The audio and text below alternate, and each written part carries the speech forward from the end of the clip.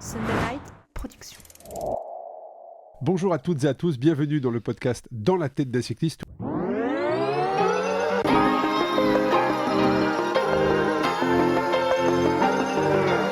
Bienvenue sur le podcast Dans la tête d'un cycliste, l'émission dédiée à tous les passionnés de vélo sous toutes ses formes. Chaque semaine, Arnaud Manzanini part à la rencontre de celles et ceux qui font le cyclisme pour nous inspirer et nous aider à nous améliorer. Aujourd'hui, pour la capsule Dans l'atelier, on est de nouveau sur les hauteurs de Clermont-Ferrand puisque c'est JP qui nous reçoit. Salut JP. Bonjour Arnaud, bonjour à tous. Merci pour ton accueil, pour la mise à disposition de ton atelier. Et aujourd'hui, un thème un peu spécifique, une exclusivité presque. C'est la première fois qu'on va aborder ce sujet. C'est le montage d'un vélo. Et pour la première fois, je vais monter mon vélo grâce à JP qui va m'accompagner. Et donc, le thème de l'épisode, c'est justement comment faire, comment vous accompagner à comprendre toutes les étapes pour monter son vélo quand on le reçoit en pièces détachées, qui est le choix que j'ai fait. Alors JP, on va rentrer dans cet épisode avec en deux parties. La première partie, c'est justement avant de déballer tous les accessoires reçus, avant de monter ce vélo, et puis ensuite on débriefera pour voir comment je m'en suis sorti sur cette nouveauté. Alors qu'est-ce que tu peux nous dire déjà en introduction de cet épisode JP sur le montage d'un vélo ? Est-ce que toi qui est au contact au quotidien avec tes clients, est-ce que c'est une pratique de faire monter à la carte qui se pratique régulièrement ? Est-ce qu'aujourd'hui les gens vont plus sur un montage totalement complet, on reçoit le vélo qui est déjà monté ? Est-ce que je sors un peu du cadre avec ce souhait de monter et de mettre les mains dans la graisse pour la première fois ou pas ? Alors, je vais avoir du mal à faire des statistiques globales, on va dire, parce que la spécialité de 211 Cycles, c'est du montage à la carte. Voilà, avec nos vélos. Je savais que j'étais au bon endroit. Mais aussi avec des vélos d'autres marques, comme celle qu'on a choisie pour toi. Donc, c'est vraiment, je pense que en presque 10 ans d'existence, j'ai dû vendre 2 vélos complets. Voilà, et tout le reste, c'est que du montage à la carte. Voilà, c'est exclusivement du montage à la carte. Donc, t'es complètement dans la cible et dans mon quotidien. Et d'ailleurs, en fait, on t'a fait subir le même traitement qu'on réserve à nos clients. Donc, on va essayer en quelques dizaines de minutes d'intro de reproduire la démarche qu'on a eue, toi et moi, en plusieurs semaines, finalement. C'est ça. Puisque je pense même que tu as émis le souhait d'avoir un nouveau vélo pendant un épisode, il me semble bien, et qu'après on a commencé à en discuter. Et de mémoire, mais je vais te laisser préciser, bon, ça fait déjà plusieurs années que tu roules avec un seul vélo, tu as plusieurs paires de roues, avec des pneus différents, mais au bout d'un moment, le désagrément d'avoir à changer les roues, régler les étriers, etc., combiné à ton fort désir d'avoir un nouveau joujou, et on est là autour de cette table, je crois. C'est tout à fait ça. Donc on va vous guider au fur et à mesure de cet épisode, justement, dans ces différentes étapes, mais tu l'as très bien résumé, JP. C'est ça, effectivement. Ce désir, en fait, est venu au cours d'un épisode, tout à fait. Et puis, ça fait plusieurs mois, plusieurs semaines qu'on discute jusqu'à ce jour sur le choix du matériel, le pourquoi du comment. Mais effectivement, plusieurs paires de roues, un seul vélo, qui à la base, je pensais, me servirait pour plusieurs pratiques. C'est le cas, ce vélo, le vélo que j'avais, avait cette utilité, mais dans la réalité, le fait de changer effectivement les roues, de régler les étriers systématiquement, c'est des choses qui peuvent se faire, mais avec une vraie prise de décision au départ dans l'achat des roues, ce que je n'avais pas fait. Et donc, c'est devenu compliqué. Et là, j'avais vraiment l'envie de me faire plaisir avec un nouveau cadre. Avec du nouveau matériel, avec une orientation de cet ancien vélo qui sera plus destiné à du full gravel, donc je vais encore probablement légèrement modifier, avec revenir sur un monoplateau pour avoir vraiment un vélo de gravel et le vélo de route que l'on va monter aujourd'hui. Donc voilà, ce choix c'est vraiment orienté sur ça. Et puis dans toutes les étapes, on a choisi le matériel ensemble en fonction de la manière dont j'avais envie d'utiliser ce vélo et aussi comment j'avais envie de me faire plaisir sur ce vélo. Le choix, alors les roues je les avais déjà, mais le choix de la transmission, le choix du cadre également, on est parti sur un cadre Envy. Donc là tu peux peut-être expliquer l'historique, parce que oui, je vais essayer d'expliquer aussi comment moi je procède, en fait. Donc il y a pas une seule méthode, il y a certainement plusieurs méthodes. Moi je vais essayer d'expliquer comment j'aborde et comment j'ai abordé avec toi le montage de ce nouveau vélo. Et ça passe par une première chose, c'est connaître mon client. Donc, bon, pour le coup, là, on avait un avantage notable, c'est que on se connaît maintenant depuis plusieurs années. Je sais comment tu roules, je sais quelles sont tes envies. Je connais tes péchés mignons aussi. Voilà. Donc, ça m'a permis d'aborder ce projet avec une facilité supérieure à la situation à laquelle je suis confronté habituellement, où j'ai des gens qui me contactent que je ne connais pas du tout, et il faut, dans un premier temps, au téléphone, la plupart du temps, mais que je découvre sur quoi ils roulent aujourd'hui, quelles sont leurs envies, quelles sont leurs croyances, qu'est-ce que on va avoir comme résistance, à quel endroit on est plus facilement disponible pour recevoir une information qui va à l'encontre de ce qui est déjà semé, Et j'ai beaucoup de etc. croyances, hein, tu parles Oui, des croyances, j'ai beaucoup mais de les croyances. tiennes, je les connaissais. Voilà, avec quelqu'un, c'est toujours, voilà, ça passe par une espèce d'interview pour comprendre où on est et où on va. Ce qui est important, c'est où on va, en fait. Et le vélo, c'est un outil. Pour moi, en tout cas, je le considère comme un outil. Donc, il y a bien sûr, et tu connais aussi mes penchants, mes propres croyances. On a tous une carte du monde différente, mais il faut que ça soit un bon mix entre ça, entre le pragmatisme technique, le budget, c'est jamais un élément anodin, et puis ce qu'on va faire, la pratique. Donc il faut que l'outil corresponde à la pratique. Et puis là-dedans, on va parsemer une petite envie, un petit désir. On va donner un peu plus de poids à l'esthétique, malgré le fait qu'on sache que ça n'a pas forcément un impact important. Enfin, c'est un mix de tout ça. C'est vraiment un équilibre. Moi, j'essaie d'avoir une vision holistique, c'est-à-dire les envies, le budget, tous les produits qui sont vendus ici sont que des produits que j'ai testés, dont le SAV est optimum. Donc, c'est beaucoup de paramètres qui permettent de faire des choix finalement assez rapidement. Dès lors qu'il y a une relation de confiance, elle est importante aussi. C'est ce que j'allais dire. Toi, tu connais mes croyances et moi, je connais tes compétences. Voilà, c'est aussi donc pour ça que je pense que voilà, ouais. c'est la relation de confiance est très importante, puisque à un moment, moi je fais des vélos, toi tu fais du vélo. Moi, je te fournis un outil pour que tu puisses assumer ta pratique. Je connais mieux que toi les circuits, les produits, etc. Et tu connais mieux que moi ta façon de faire du vélo. Donc, c'est vraiment un dialogue, c'est vraiment un duo.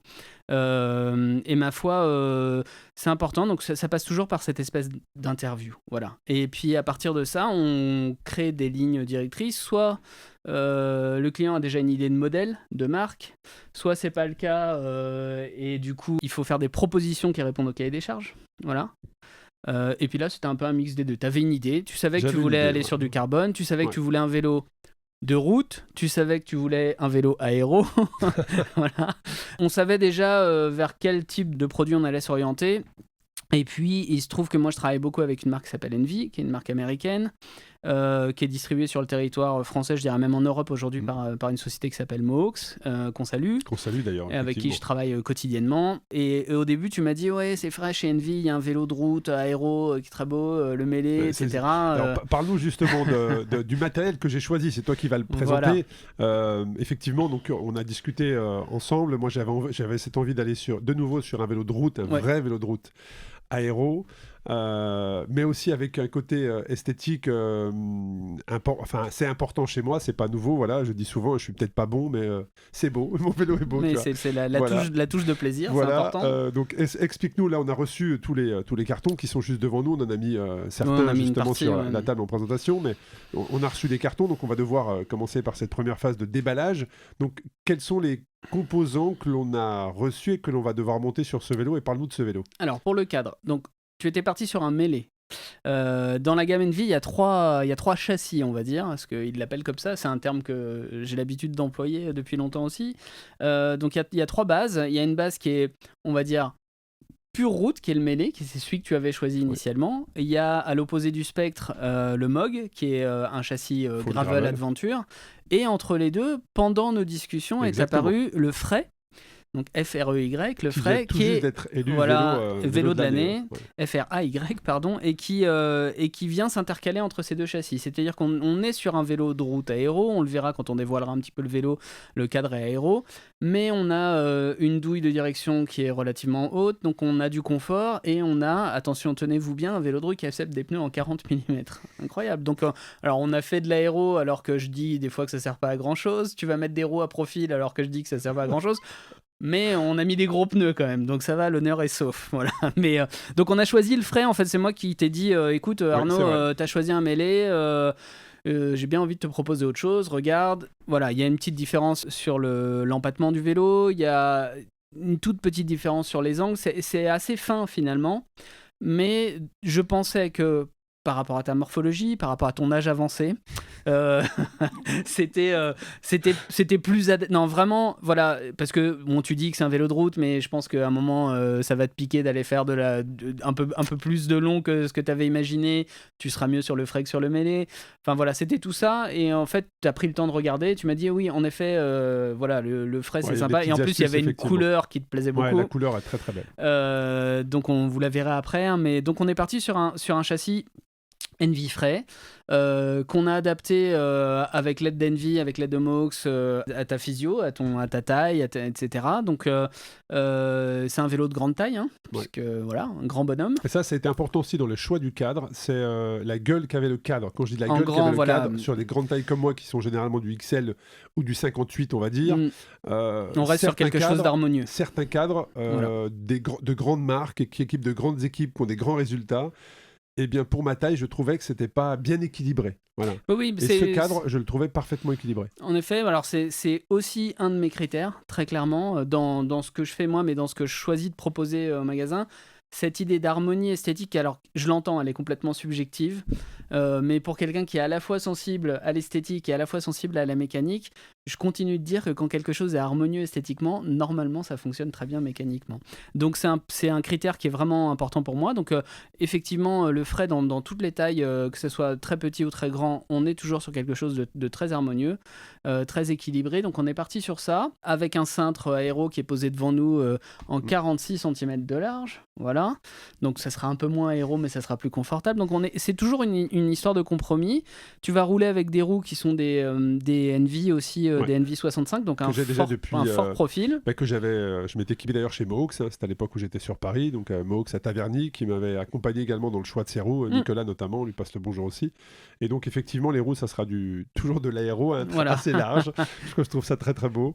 Et bon, après, il faut les emmener, mais ça, c'est un autre sujet. Voilà. Mais effectivement, ça sera des roues de 65 Envy Fondation. Ouais, voilà, tout à fait. Et puis alors pour le groupe, t'avais mis la transmission, le groupe de transmission, t'avais émis le souhait de revenir sur une transmission électrique. Parce que justement, quand j'avais fait le choix de mon cadre open, parce que c'était un open upper dont j'avais fait l'acquisition chez Mox il y a 4 ans, j'étais sur de la transmission par câble, en fait, méca, puisque à ce moment-là, j'avais ce projet d'aventure, ce projet de longue distance, ce projet de tour du monde, et donc le câble me permettait d'aller un peu partout dans le monde et d'être certain de pouvoir réparer. Ce qui est moins le cas 4 ans plus tard.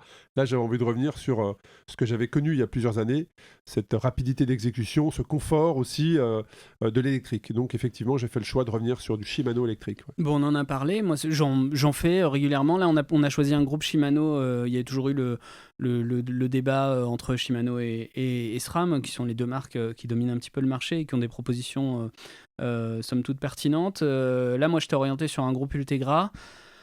Aussi... Et encore parce que j'imagine qu'à un moment tu vas peut-être te mettre en tête d'aller faire 1500 ou 2000 km d'affilée avec ce vélo, et que je trouve toujours que sur ce fabricant-là, le système de batterie permet d'avoir, et notamment quand on a des cassettes un peu plus grandes, une autonomie supérieure, une tranquillité d'esprit, même si avec la marque américaine on peut avoir des batteries en spare dans ses poches, dans ses sacoches. Bon, voilà, je cache pas mon goût et mon attachement à Shimano pour la fiabilité des produits, leur simplicité de mise en œuvre. Et donc on est parti sur un Shimano Ultegra 2x12 vitesses en transmission électrique. Donc depuis la dernière génération de groupe, on est sur du semi sans fil, ou appelons ça comme on veut, mais on va dire que les leviers qu'on a ici sont sans fil, et ils communiquent, on va dire que c'est la partie avant du groupe. Ils sont sans fil, bien sûr, il y a une liaison hydro pour le freinage, hein, mais ils vont communiquer avec la partie dérailleur avant et arrière sans fil. Par contre, dérailleur avant, dérailleur arrière et batterie sont reliés en filaire. D'accord ? Pour moi, à ce stade, c'est vraiment le meilleur des deux mondes. On a quelque chose qui fonctionne très bien, qui est facile à mettre en œuvre sur le vélo, et qui est assez accessible d'entretien maintenant. Il y a une application pour permettre au client de Oui. faire ses paramétrages, etc. Parce que le gros avantage de l'électrique, en tout cas l'avantage que moi je vois notamment sur un groupe à double plateau, c'est le passage de vitesse synchronisé. C'est-à-dire que en fait, quand on descend, on peut dire au groupe, on peut lui donner le comportement qu'on souhaite. On peut lui dire je descends du grand plateau au petit plateau, ça va provoquer un changement de vitesse sur le dérailleur Tu arrière. peux paramétrer, c'est Ou ça. inversement, on peut lui dire quand je suis en train de faire fonctionner le dérailleur arrière, par exemple comme si j'étais en monoplateau, je monte les pignons et quand j'arrive sur l'avant-dernier pignon, pouf, je te Automatiquement. demande de changer et de passer sur le petit plateau et de Ça, me tu remettre sais que un pignon ça en va être moins. nouveau pour moi. C'est la première fois que je vais utiliser le digital, je sais pas si on peut dire ça comme ça, mais en tout cas via une application pour paramétrer. Voilà. Je l'avais jamais fait. Je l'ai Alors jamais fait ça aujourd'hui. n'enlève pas qu'il y a de toute façon une partie mécanique, Bien il sûr, faut tout bien bien sûr. régler, tout bien aligner, etc. Mais l'application te permet... Alors, c'est pas quelque chose que tu vas modifier toutes les semaines Non, ou à non, chaque mais- sortie, et tu vas en fait définir finalement le fonctionnement préféré de ton groupe et tu vas le paramétrer comme ça. Sincèrement, ça marche assez bien. Voilà, après, on l'avait dit, je crois, sur un épisode il y a pas longtemps, j'ai un client qui roule avec le même groupe, qui a eu une petite pas une mésaventure, mais à un moment, voilà, son paramétrage a changé, il s'en est pas trop aperçu, l'application était plus disponible, c'était compliqué. Et puis, comme il y a une partie qui est plus filaire, qui est sans fil, avec juste ton téléphone, tu peux pas faire la mise à jour sur la partie wireless. Donc c'est compliqué, il faut aller chez ton revendeur Shimano avec une Ouais, boîte, là, etc. c'est vrai, ouais. En vrai, il y a un petit hack avec un câble à 10 €. On le met filaire le temps de l'entretien et on arrive à tout faire avec son téléphone. Donc moi j'ai trouvé ça pour un client plutôt que d'acheter un boîtier qui coûte un peu trop cher. Mais c'est vrai que Voilà. le digital, le data dans la transmission prend une ampleur assez importante. Je dis ça, alors moi c'est la première fois que je vais utiliser cette technologie-là et je regardais le Giro, c'était en début de semaine ou fin de semaine dernière, et un coureur français a un problème mécanique, change de vélo. Mm. Et quand il repart, il a pas du tout le braquet, il n'arrive pas à mettre son grand plateau. Et le chroniqueur, le commentateur explique qu'effectivement, désormais, il faut que les coureurs puissent plugger leur compteur. Et quand ils pluguent leur compteur, ça fait le lien avec la transmission. Et c'est là oui. qu'il peut récupérer son braquet. Et là, je me suis dit, waouh! Mais tu as vu que, ça, on l'a prédit, ça serait prétentieux, mais on en a parlé, je pense, il y a la saison dernière, peut-être bien, hein, ou même, rappelle-toi, je te disais qu'on arrivera, alors je n'appelle pas ça de mes souhaits, hein, mais on y arrivera, Oh, ça changera au tout seul, fait c'est que ça. tu as Ouais. ton GPS sait qu'il y a une côte à 12%, il te changera les Et vitesses c'est que quelle en puissance tu prédictif. es capable Exactement. de développer. Bien sûr, Voilà. bien sûr. Bien sûr, on y arrivera. On parlait de groupe de transmission. SRAM, le manufacturier, a sorti son nouveau groupe flagship la semaine dernière. Le groupe était livré avec directement l'ordinateur de bord, finalement, hein, qui c'est plus qu'un GPS aujourd'hui. Ouais, Donc, tout à fait. le groupe ayant racheté un Mored Karoo, tu avais le Karoo et tout est prévu pour fonctionner ensemble. Enfin, c'est un vrai écosystème. Plus ça va, plus on s'approche du monde de l'automobile et de la moto. Voilà, très clairement. Ah, on pourrait faire un sujet sur ça. Voilà. On pourrait faire un sujet, mais Donc- revenons. Donc revenons sur ton voilà. montage. Donc un châssis Envy Fray. Donc le châssis, ça comprend le cadre, la potence, le cintre et la tige de selle. D'accord, tout est prévu pour fonctionner ensemble. Voilà, on a la tige de selle ici, le cintre. Donc tout ça, c'est de la marque Envy. Et quand tu paramètres ton châssis avec tes cotes, on va paramétrer le châssis pour avoir la bonne longueur de potence. On va même être capable de calculer combien d'entretoises il te faut. C'est important dans ce cas parce qu'on est sur un vélo qui est full intégré, bien sûr. Donc pour ton premier atelier mécanique, on n'a pas choisi la simplicité. Et donc ça, c'est le châssis. Un groupe Ultegra qu'on a choisi avec des manivelles. Ah, est-ce qu'on doit parler des manivelles? C'est un sujet dangereux. Hein. Quelle manivelle j'ai choisi? C'est un parce qu'on a sujet eu dangereux. Tu te rappelles même pas? Énormément de commentaires sur l'épisode que l'on a fait sur les manivelles. Si, j'ai une petite idée, mais est-ce que tu peux me confirmer? 172,5. Voilà, c'est ça. J'avais du 175.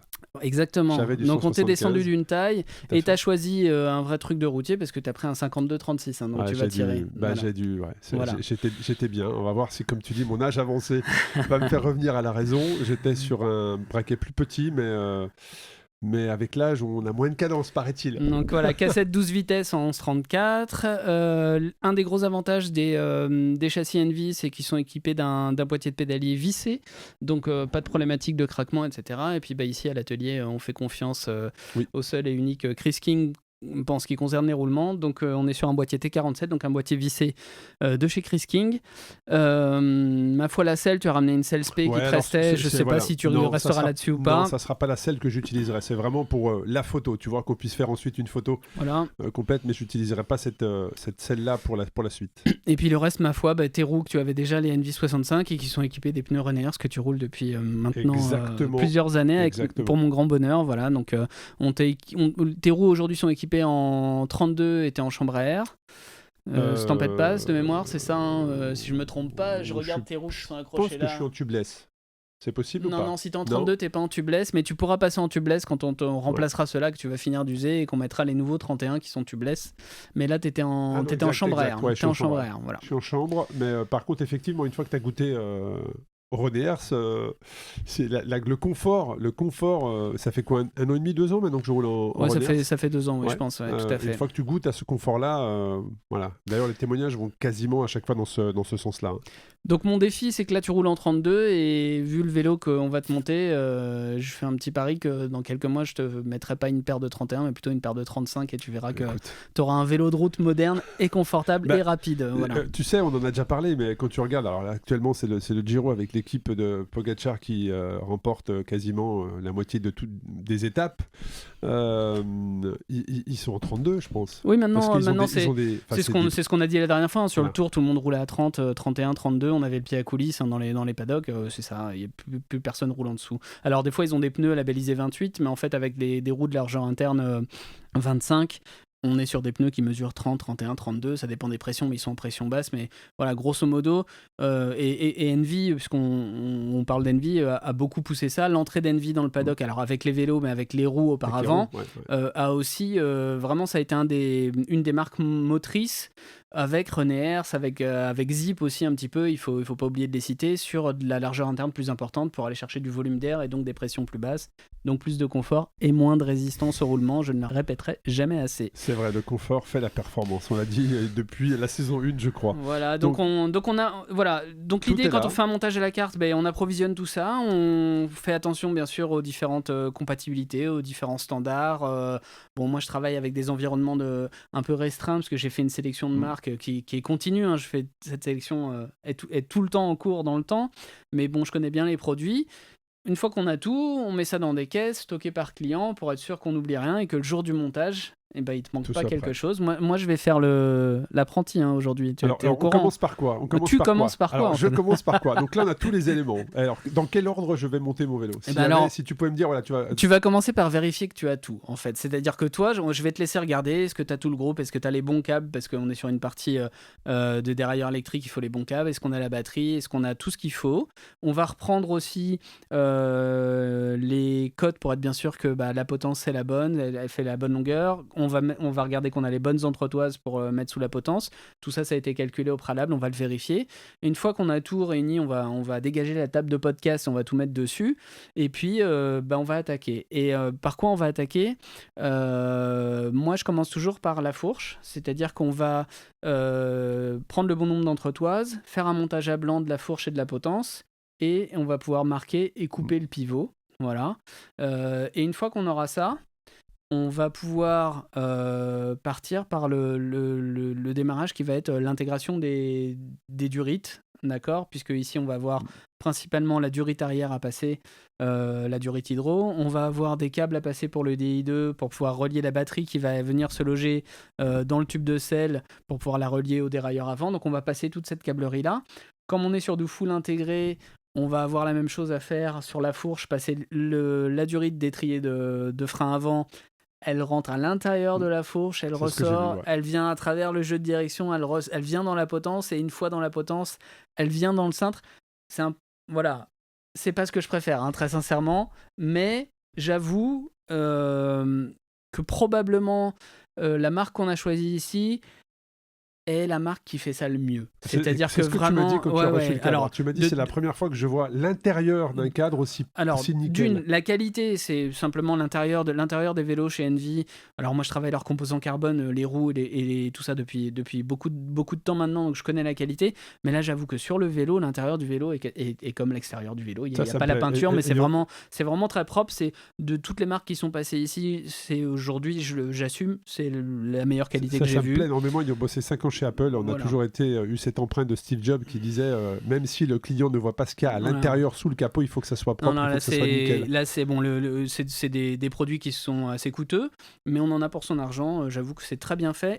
Et au-delà de ça, en fait, et c'est d'un point de vue de l'ingénierie, non seulement c'est très bien fait, mais en plus c'est bien pensé. C'est-à-dire que pour une fois, les rayons de courbure des durites, etc., me paraissent pas complètement aberrants. C'est-à-dire qu'il y a une vraie réflexion. La potence, quand on la regarde comme ça, on a l'impression qu'on va passer sa durite et qu'on va être sur un coude à 90 degrés. Quand on regarde un peu plus attentivement, on voit que c'est prévu pour vraiment avoir une courbe qui va pas mettre en danger la durite et qui va permettre que ça soit durable. Alors bon, de toute façon, maintenant, dans ces générations de vélos, oubliez le fait de changer votre potence tout seul en 10 minutes. Ça marche plus, hein, d'accord ? Donc il faut pas se tromper. Donc il faut prendre un peu plus de temps parce que une fois qu'on a la potence en 100 mm, si on s'aperçoit que finalement une 90 ou si on a envie d'essayer une 90, c'est une potence à plus de 400 € et puis 3 heures de main d'œuvre parce qu'il faut redéfaire l'hydro, il faut refaire une purge, donc voilà, c'est moins simple, très clairement, c'est moins accessible en méca, mais voilà, je le redis ici, et c'est aussi pour ça que je suis à l'aise de travailler avec ces marques. C'est très bien pensé, c'est très bien fait, donc tu devrais t'en sortir. Sans trop de soucis, et puis je suis là derrière toi, donc on va attaquer. Hein. Ce que je te propose, c'est qu'on y aille. Allez, c'est parti. C'est parti.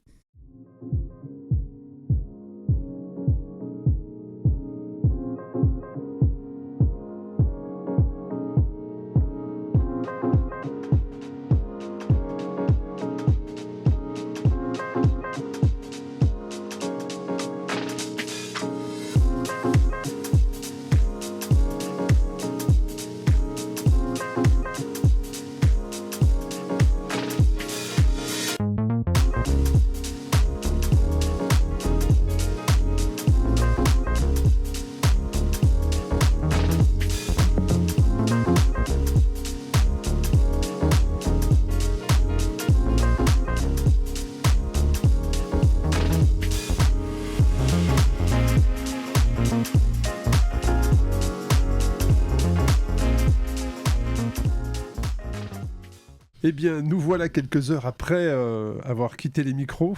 Le vélo est monté devant nous. Eh oui. Ton avis ? Je sais pas, il te plaît déjà ? Ah ouais, grave. J'ai qu'une envie, c'est de pouvoir monter dessus. Tu vois. Je vais voir mon chirurgien demain, je vais lui dire est-ce qu'on peut enlever les plaques dès la semaine prochaine que je puisse rouler cet été. Je suis pas sûr qu'ils disent OK, mais bon. Je suis pas sûr.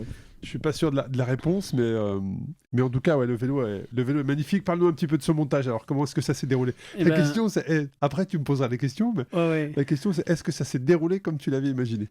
Jamais, sinon on ferait pas de la mécanique. Il y a toujours des petites surprises, et c'est toujours... Après, c'était le premier Envy Fray que je montais. Donc, il faut toujours...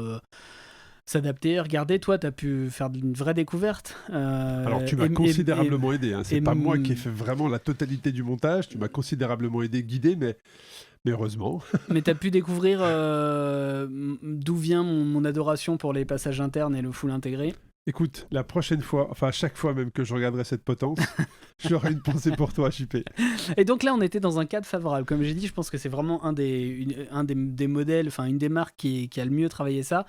Néanmoins, ça reste toujours un petit challenge. Voilà, on a compté une fois sur ta chance de débutant, une autre fois sur mon énervement parce que c'était l'heure de déjeuner aussi. On y est arrivé, voilà, mais très, très clairement, il y a une partie importante du temps. Si on avait un chrono, alors bon, on est dans des conditions, on est 3 dans l'atelier, voilà, j'explique, etc. Donc on met forcément un peu plus de temps, mais on se rend compte que l'intégration en elle-même prend 30 à 40% du temps de montage du vélo quasiment. Bon, Écoute, je suis assez surpris qu'en 2024, on en soit encore là au niveau du passage des gaines. C'est-à-dire qu'effectivement, sur la totalité du montage du vélo, je pense qu'on a passé la moitié du temps à essayer de passer des gaines. Peut-être un peu moins, mais dans le cadre, dans le guidon. Oui, dans la potence. Non, c'est... Alors, au même temps, il n'y a pas une grande plage de progrès là-dessus, parce que tant qu'on ne change pas la façon dont les gaines hydro fonctionnent, leurs matériaux, leur manque de souplesse, etc., on a de toute façon une certaine limitation, parce qu'on ne va pas se mettre à faire des potences et des cintres énormément plus gros pour... Non, mais des passages déjà prédéfinis, tu vois, ou un guide, tu vois, quelque chose qui fait qu'un témoin, je ne sais pas comment on pourrait l'appeler. C'est pas simple, technologiquement, c'est pas simple, sans augmenter sensiblement le prix des vélos, c'est pas simple. Donc tu as vu, je t'ai montré, on va dire, la façon classique avec un outil soi-disant professionnel, pas finalement si adapté que ça. Et puis comme ici c'est super high tech, on a fini avec un câble de dérailleur pour faire les... Voilà, moi j'aime bien, en même temps ça fonctionne. Voilà, donc c'est une partie non négligeable du boulot. C'est pas, de mon point de vue, c'est jamais complètement satisfaisant, parce qu'on tire ses durites, on les raye un petit peu, etc. Bon, le vélo est monté, tout fonctionne. Un gros coup de chapeau à notre mécanicien sur YouTube qui...